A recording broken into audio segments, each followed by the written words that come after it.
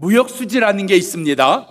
한 나라에 우리나라가 수출하는 것과 그 나라에서 수입하는 것을 이렇게 뺀 겁니다. 그래서 우리가 수출한 게 많으면 무역 흑자고 수출한 게 적고 수입한 게 많으면 무역 적자입니다. 우리나라가 역대 무역 흑자를 내는 나라가 중국이었습니다. 그만큼 중국에 많이 수출을 했다는 이야기입니다. 수입한 것보다 더 많이요. 그랬던 것이 몇 년 전부터 바뀌어졌습니다. 중국이 무역 수지에 있어서 1위 자리에서 아프리카보다도 못한 8위 자리까지 내려갔습니다. 그러니까 우리나라는 아프리카에 더 많이 수출하는 거예요. 중국보다. 그렇게 바뀌었습니다. 1등이 누가 되는지 궁금하지 않으세요? 이전 옛날에는 미국이었는데 이젠 미국도 내려갔고요. 중국은 8위까지 내려갔고요. 1위는 우리가 생각지 못한 베트남입니다. 베트남에 우리나라가 제일 많이 수출하고 있다는 사실입니다. 무역 흑자가 얼마만큼 많이 났는가 하면 43조. 이럴 정도로 우리나라가 베트남에 수출을 많이 했다는 이야기입니다. 중국이 막혔을 때, 미국이 막혔을 때 베트남이 보이기가 시작했다는 이야기입니다. 그래서 베트남에 무엇을 수출할 것인가, 베트남이 무엇을 필요로 하는가 하는 것들을 찾아 그 새롭게 보인 베트남에 수출함으로 말미암아 우리나라 수출로 먹고 사는 우리나라에 길이 열렸다는 이야기입니다. 금년 한 해 우리 삶 속에 막히는 일들이 있을 겁니다. 가로막는 일들이 있을 겁니다. 막힐 때마다 아파하고 실망하고 낙심하고 좌절할 것입니까? 아닙니다. 막힐 때마다 기억하십시오. 하나님이 막힐 때마다 보여주신다. 새 길을 보여주신다. 나의 갈 길을 보여주신다. 우리가 수출해서 중국이 막혔을 때 베트남을 볼 수 있었던 것처럼 우리의 신앙의 삶에서 금년 안에 막힐 때마다 주님께서 보여주시는 이 새로운 것을 볼 수 있는 역사가 우리의 은혜 되기를 바랍니다. 오늘 그 말씀을 우리에게 보여주고 계십니다. 13절. 유대인의 유월절이 가까운지라 예수께서 예루살렘으로 올라가셨더라.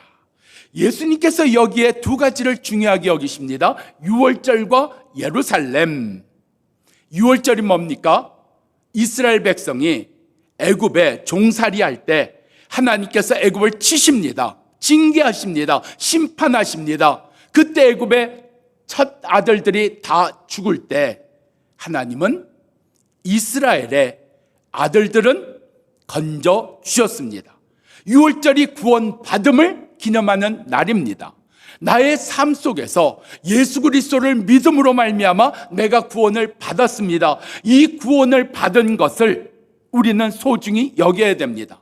이단 중에 어떤 이단은 당신이 구원받은 나를 기억하느냐 하고 공격을 합니다. 그래서 내가 구원받은 나를 기억을 못하면 당신은 구원받은 게 아니다. 그렇게 따지고 들어옵니다. 아닙니다. 우리는 구원받은 나를 기억하는 자가 아니라 구원 얻은 것이 무엇인가 하는 것을 기억하고 살아가는 사람들입니다.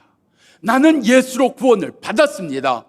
나는 예수로 구원을 받았다는 것이 우리 가운데 금년에 길이 막힐 때마다 보여주시는 하나님의 은혜입니다. 구원받음이 뭡니까? 하나님의 한없는 사랑입니다. 하나님이 독생자 외아들 예수도 아끼지 아니하시고 우리를 살리시기 위하여, 우리의 죄를 사하시기 위하여 우리 가운데 보내셔서 그 죄를 대신 지시고 십자가에 지게 하신 것이 바로 우리가 얻은 구원입니다. 하나님의 무한한 사랑입니다. 우리가 이 사랑을 언제 받았는가요? 착했을 때요? 잘했을 때요? 성실했을 때요? 아닙니다. 죄 가운데 있을 때요. 죄로 먹고 살 때, 그 죄로 말미암아 대가를 내가 치러야 되고 그 죄로 말미암아 내가 죽어야 될 그 자리에 하나님은 나를 대신해서 예수 그리스도로 제물되게 하셨습니다. 무한한 사랑입니다. 기억하십시오. 자기 아들도 아끼지 아니하시고 우리 가운데 주신 하나님께서 우리의 길이 막혔을 때마다, 우리의 삶이 막혔을 때마다 하나님 부어주시는 이 무한대의 하나님의 역사를 믿고 살아가는, 그 은혜를 보고 살아가는 자 되기를 축원합니다. 사람이 언제 넘어질까요? 언제 낙심할까요? 내 혼자 감당해야 되나? 나 혼자 이겨야 되나? 나 혼자 싸워야 되나? 아니요. 우리 가운데는 우리와 함께 하시는 하나님의 능력이 있습니다. 나의 구원을 기억할 때마다 이 하나님의 능력이 보이고 이 하나님의 사랑이 보이는, 색일이 보이는 은혜가 주어지기를 바랍니다. 예루살렘으로 올라가셨습니다.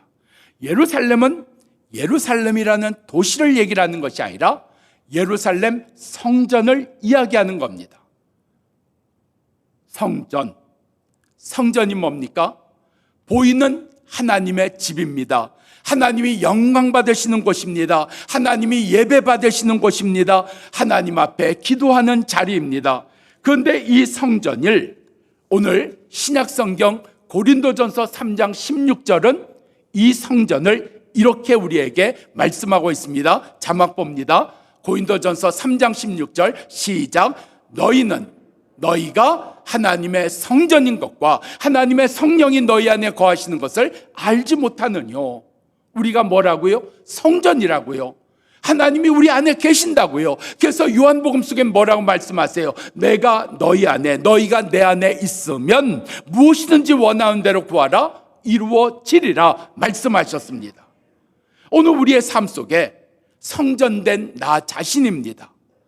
오늘 예수님이 예루살렘 성전에 올라가셨다는 이야기는 성전을 소중히 여기셨다는 이야기입니다. 오늘날 이 성전은 교회로 바뀌어졌습니다. 여러분, 교회를 중심에서 시작으로 우리의 신앙생활은 시작되었고 우리의 신앙생활은 발전을 합니다. 어떤 사람들은 교회를 인정하지 않습니다. 교회가 타락했다고요. 이렇게 이야기합니다. 예수는 괜찮은데 예수 믿는 사람들은 너무 싫어서 나 교회 안 나가. 예수 안 믿어. 이거 거짓말입니다. 여기에 속으시면 안 됩니다. 우리가 여기에 속아요. 여러분, 예수가 싫기 때문에 예수 믿는 사람이 싫은 겁니다. 많은 경우에 예수 믿는 사람들이 잘못 살아서 나는 예수 믿는 사람들이 싫어, 교회가 싫어, 예수가 싫어 이런 논리로 이야기하지만 아닙니다. 그 안에 예수를 거부하는 영이 있는 거예요. 예수를 싫어하는 영이 있는 거예요.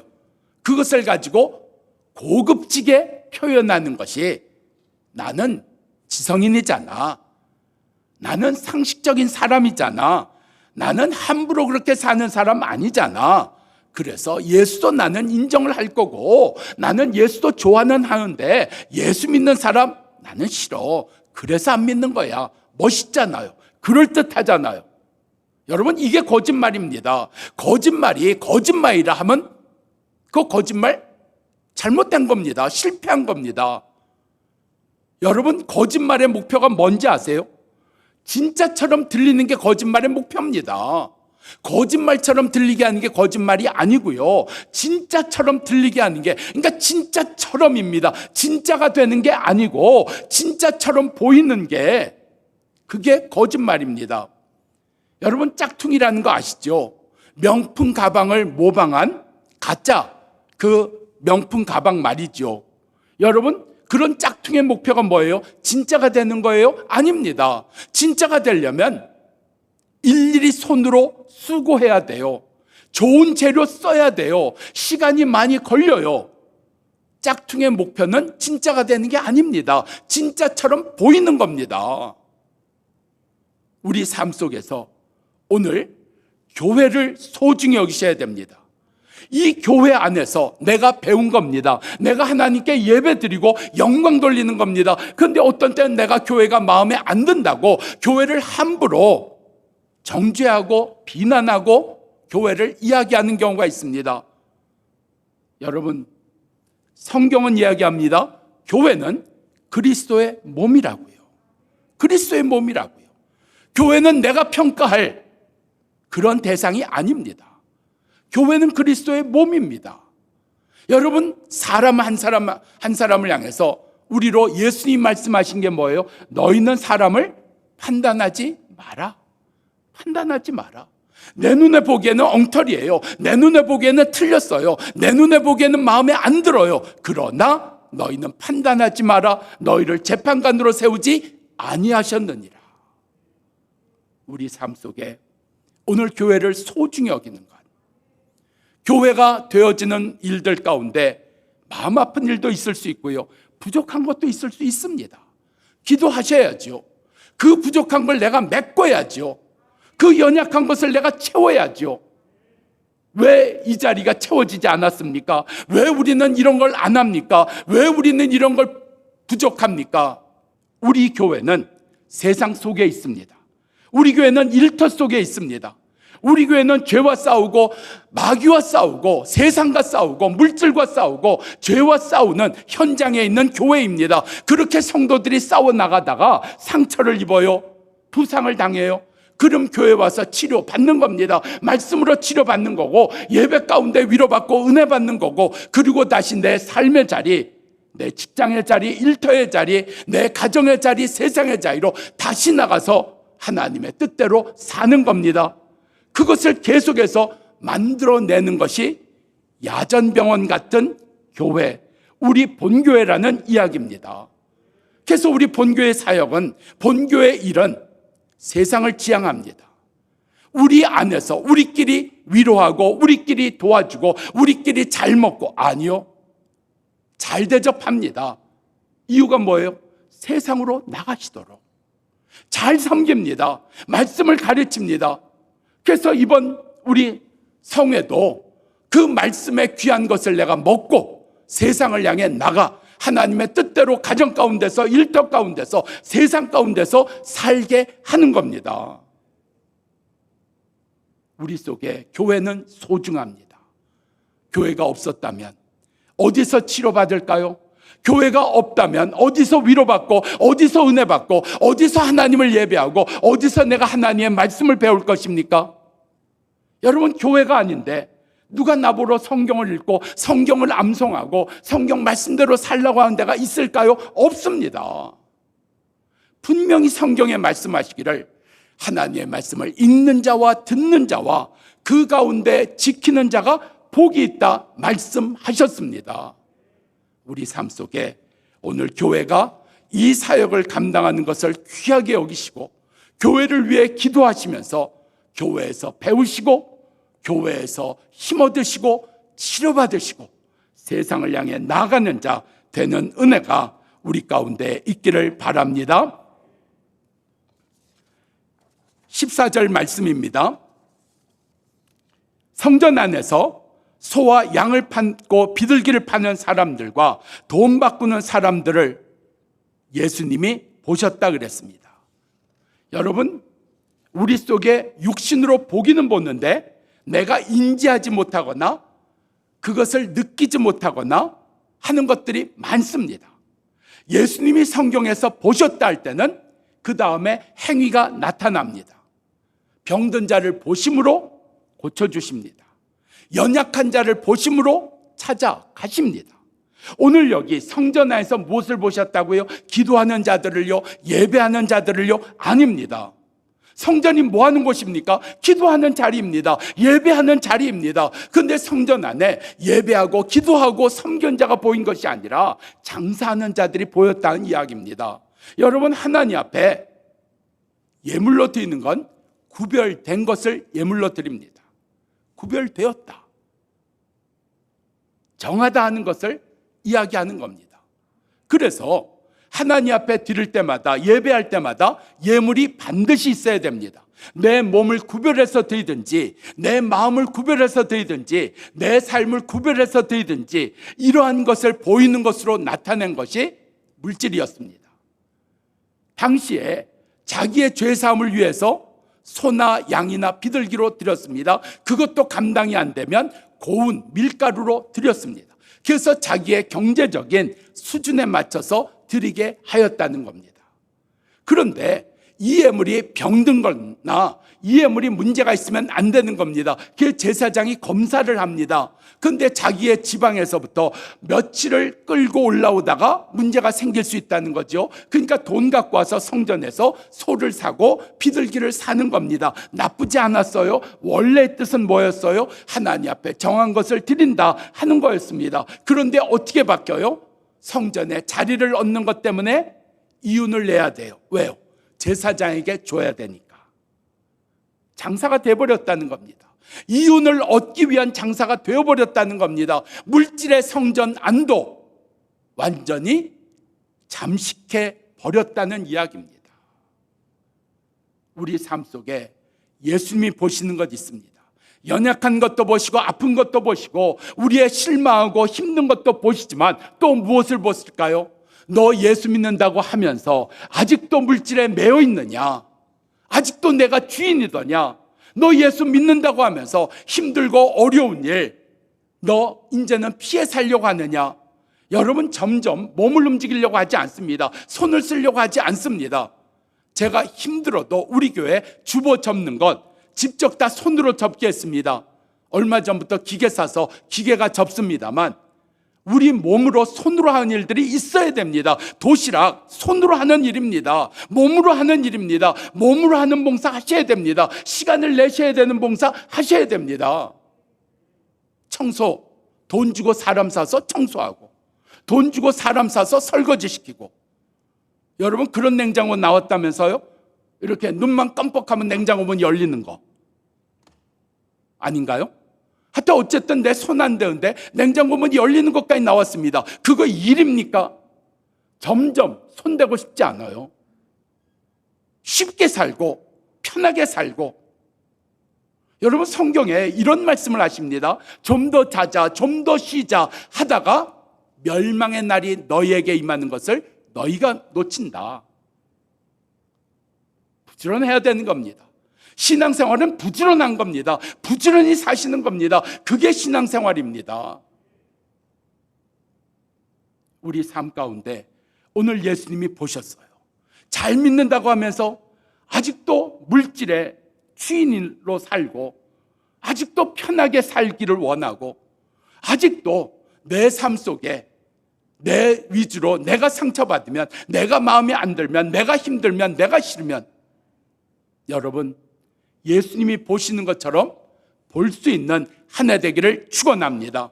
이게 막힌 길 가운데 우리에게 주시는 은혜입니다. 그래서 예수님께서 이 막힌 것들을 오늘 우리 가운데 다시 열어주시는 은혜, 예수님이 나에게서 무엇을 보시는가 하는 것이 깨달아짐으로 말미암아 막힌 인생이 아니라 열리는 인생 되는 역사가 주어지기를 바랍니다. 15절. 노끈으로 채찍을 만드사 양이나 소를 파는 자들을 성전에서 쫓아내시고 돈 바꾸는 자들의 상을 엎으셨더라. 왜 이렇게까지 하셨을까요? 왜 이렇게까지 하셨을까요? 아니, 그냥 말로 하시면 안 돼요. 좋은 말로 하시면 다 알아들었을 텐데, 여러분, 사람이 좋은 말로 해서 알아듣는 경우가 많을까요? 적을까요? 여러분, 자녀들이 특별히 나쁘거나 문제가 있는 게 아니고 아직 어려요. 철이 없어요. 아직 세상을 보는 눈이 없어요. 그렇기 때문에 말로 해서는, 좋은 말로 해서는 안 듣는 경우가 많이 있습니다. 그래서 성경에서는 자녀를 징계하라 말씀합니다. 손으로 하면 안 돼요. 상처 날 정도로, 자국이 날 정도로 하면 안 돼요. 제가 이 말씀을 배운 후에 하나님, 어떻게 목사 아들을 총채로 때려서 자국이 나게 합니까? 이게 제 억울함이었습니다. 여러분, 총채 아십니까? 이렇게 터는 거요. 그 총채 옛날에는 플라스틱이 아니라 대나무 같은 얇은 것으로 만들었어요. 여러분, 그걸로 맞으면 자국 남습니다. 아버지가 목사이신데 그걸로 때리시는 거예요. 그걸로 때리시는 거예요. 얼마나 말을 안 들었으면 그걸로 때리셨을까요? 맞은 이유가 뭔지 아세요? 초등학교 4학년 올라가는데 구구단을 못 외워갖고 맨날 시험을 못 보는 거예요. 제 시간에 문제를 못 푸는 거예요. 말로 하시다 안 되니까 총채 드시더라고요. 총채를 못 드시면 나무 옷걸이를 드시더라고요. 많이 맞았습니다. 참 많이 맞았습니다. 여러분, 우리 삶 속에 주님이 보시고 책망하시는 걸 들을 수 있으면 할렐루야. 담임 목사님한테 책망을 들으면 할렐루야. 근데 못해요. 왜? 다 뛰쳐나가니까. 들으려고 안 하니까. 그래서 교회 안에 뭐가 없어졌어요? 징계가 없어졌어요. 여러분, 옛날에 교회 역사를 보면 교회 역사 안에 당회가 한 일이 징계하는 일이었습니다.